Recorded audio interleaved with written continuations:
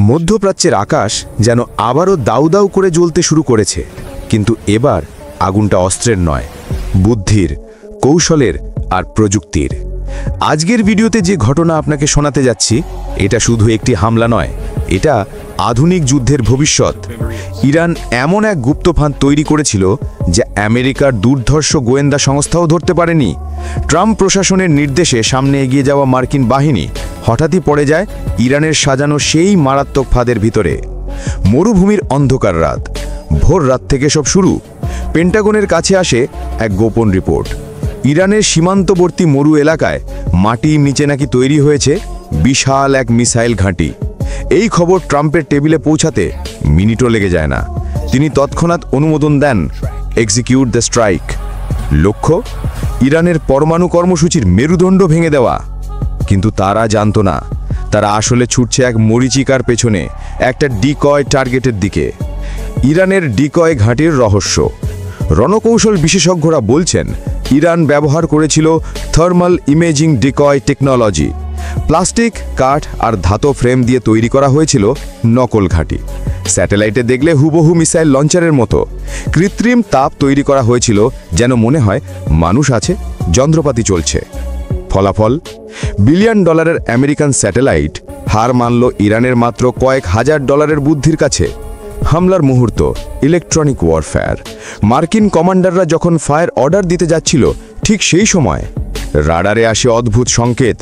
Communication blackout, GPS jamming, radio silence. এক কথায় পুরো মার্কিন ইউনিট অন্ধকারে ঢুকে যায়। আর সেই অন্ধকারেই আকাশে উঠে আসে ইরানের কামিকাজে ড্রোন স্কোয়াড। ইরান কোনো বড় ব্যয়বহুল মিসাইল ব্যবহার করেনি, তারা ব্যবহার করেছে অত্যন্ত সস্তা কিন্তু একসাথে শত শত আত্মঘাতী ড্রোন।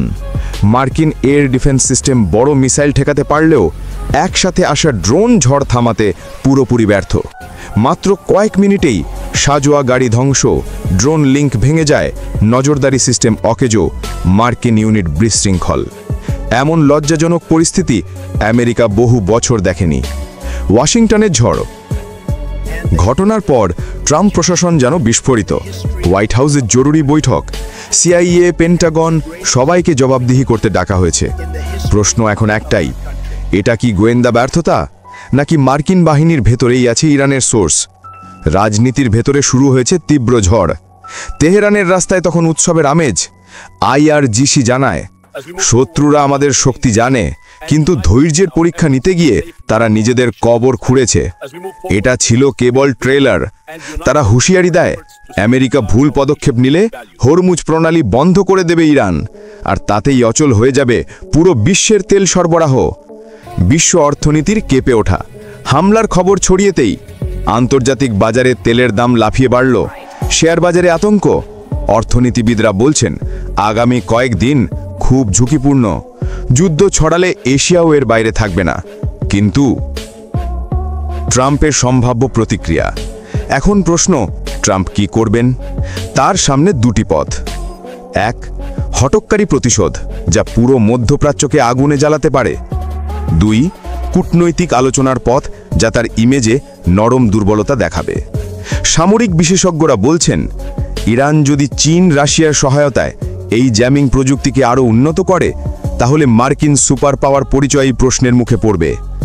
আজকের এই ডিকয় অপারেশন হয়তো আগামী দিনের যুদ্ধের পাঠ্য বইতে স্থান পাবে। কিন্তু প্রশ্ন হলো, আমেরিকা ও ইরানের এই ইঁদুর বিড়াল খেলায় সবচেয়ে বড় ঝুঁকিতে কারা? উত্তর, সাধারণ মানুষ। তেল দাম বাড়বে, বাজার উত্তপ্ত হবে, বিশ্ব অর্থনীতি আরও অস্থির হবে। ইরানের এই ধূর্ত কৌশল কি আমেরিকাকে পিছু হটতে বাধ্য করবে, নাকি ট্রাম্প বাহিনী দ্বিগুণ শক্তিতে আঘাত হানবে? আপনার মতামত কমেন্টে জানাতে ভুলবেন না, কারণ আপনার প্রতিটি কমেন্ট আমরা গুরুত্বের সাথে পড়ি। পরবর্তী আপডেটে আমরা জানাবো পেন্টাগনের গোপন মিটিংয়ের ভেতরের খবর।